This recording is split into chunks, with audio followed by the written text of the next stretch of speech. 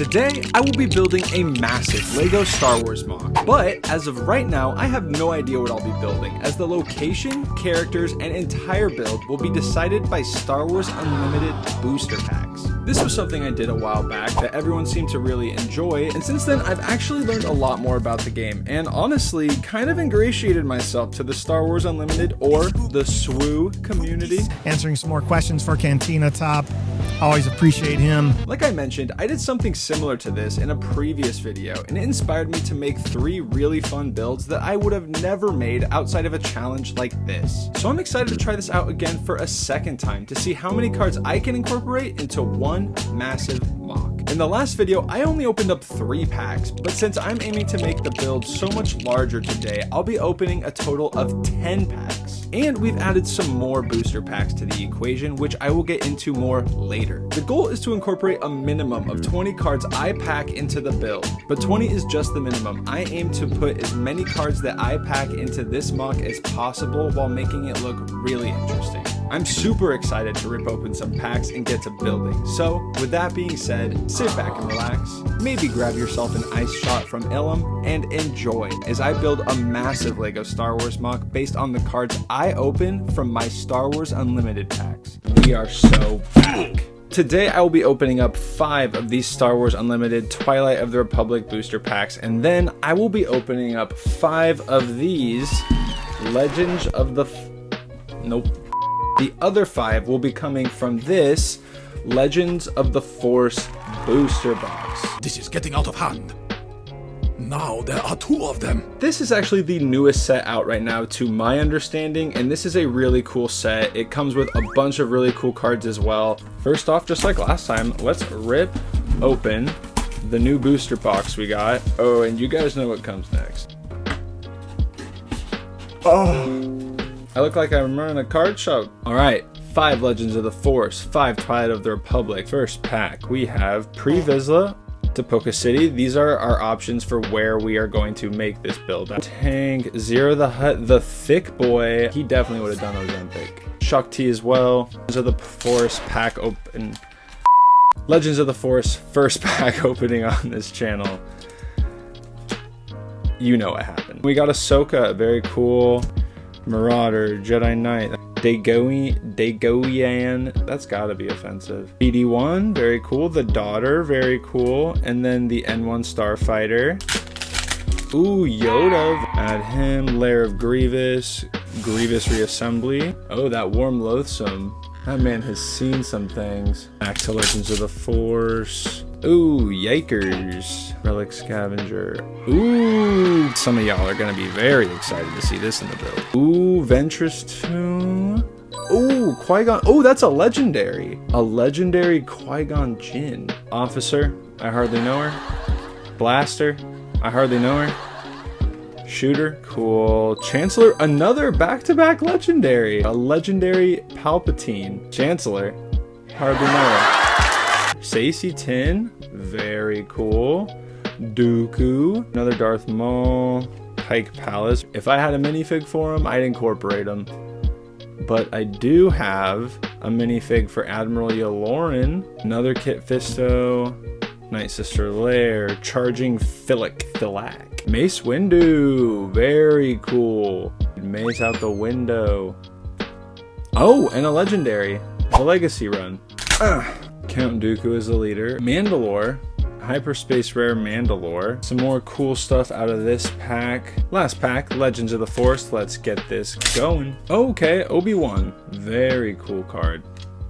Jedi Sentinel. Watto. No money, no parts, no deal. No refunds! That's my boy. Whole lot of cards to move forward with here. Let's get this build going. Based on the cards I packed, I came up with another kind of Star Wars what if moment to build. Which if you haven't checked out my Star Wars what if videos, what are you doing? Go check those out. But in this scenario, somehow Darth Maul and Savage Opress defeat Palpatine when he arrives on Mandalore. And before people start commenting, just remember that Bruce Lee was killed by a bee sting. So if this man could get killed by this thing, I strongly believe that this man could get killed by this thing. That's my logic. Pretty much, stranger things have happened, and since it's just for a Lego build, please don't get too invested into it. I'm literally just using the cards I was dealt. But further into this story, after finding out his master has been killed, Count Dooku also attacks Mandalore with the full force of the droid army. For revenge, basically. And with the Chancellor essentially disappearing overnight, and multiple Sith Lords confirmed to be on one planet, the Jedi rushed to send as many Jedi Knights and Masters to Mandalore as possible to put an end to the Clone Wars and figure out what's happened to Palpatine. I started by making a base or foundation for my Moc and decided to make this massive square that you see in front of you. My goal is to have this build be like a corner of Mandalore with battles happening on multiple levels, so no matter where you look, there will be something interesting to look at. I made sure to add support for all plates in this structure and came up with a tile design that I think turned out great for this first floor. Mandalore has a ton of blue glass and like accent pieces that we see a lot during the Clone Wars. So I decided to incorporate a lot of transparent blue pieces into this Moc, and I started by adding these pieces to the floor to make the build start to feel like the Mandalore we see in the Clone Wars. You know, before the Empire nukes the planet to rubble. After tiling up the ground level with plates and blue transparent pieces and adding some small plants for color, I was really happy with how the first floor was looking and was excited to move on to the next stage of the build. As a friendly reminder, I still have to incorporate 20 cards into this build, so adding more space just gives me more options to incorporate these cards. I built this raised area off the main street and added some of these fancy fence pieces that I actually have a ton of. I didn't put too much effort into adding detail into this section, and we'll circle back later once I figure out how I'm gonna build the wall behind it. After finishing up most of the ground level, it was time to build up the walls and add the catwalk area that we see all over Mandalore, just like the blue glass I mentioned earlier. And if you've noticed, I incorporate a ton of those pieces into the back wall design, which I think adds a really cool level of detail to the build. After adding the shell of the back wall, it got a little tricky because I wanted to incorporate that catwalk that I mentioned earlier, so I had to test out a bunch of different ways to support the Technic structure. And then after all that, I had to make that work with the snot technique I was using for the back wall, so at the end of the day, it was pretty difficult. But after building up that back wall and figuring out the layout of all my blue windows, I just had to create a plate design that would match the back wall that I put together. And this took me a while, but I was really happy with the outcome for both sides of that wall. I think everything is cohesive, but has enough different aspects of it to keep your attention no matter where you look. My favorite part of the back wall is probably the accent pieces with the blue glass, but let me know which section is your favorite. The final section left to build was the catwalk. Like I mentioned, I used a ton of Technic pieces for this section, but I was able to cover it up with Lego plates and trans blue pieces to make it feel more like Mandalore. I remembered some people didn't like the exposed Technic holes in a previous video, so I'm taking the feedback here and adding some blue pieces into the Technic slots to represent lights. I think this whole structure came out really well. The plating looks great, it's super stable, and it just ties the whole build together. It definitely grabs your attention and makes you feel like you're walking through one of the domed cities yourself.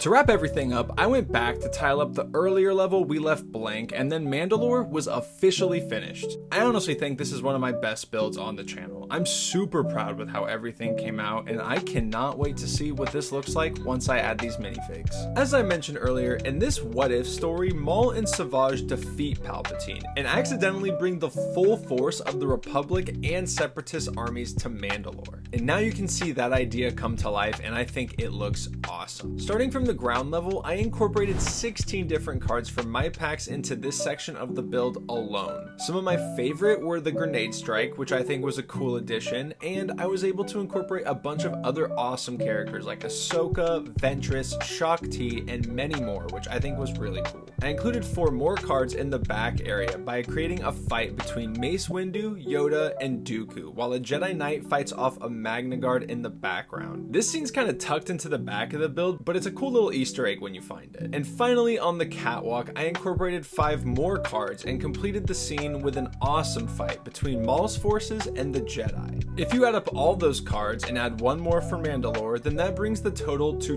26 cards used in the build, 6 more than the 20 card minimum I set at the beginning. I'm really happy with how this Moc turned out, along with the amount of cards I was able to include in it. But as always, I'm curious to hear from you. What do you think of this Mandalore Moc? And would you consider picking up some Star Wars Unlimited cards for your own personal building challenge? I always enjoy doing these build challenges because it lets me create interesting Mocs like this one. So I hope hope you enjoyed this video as much as I have, and maybe consider subscribing if you did. But if you did like this video, check out another one in my Star Wars Unlimited build series here. Or if you haven't seen my what if video mentioned in this video, you can check that out here. But as always, thanks for swinging by the Cantina today.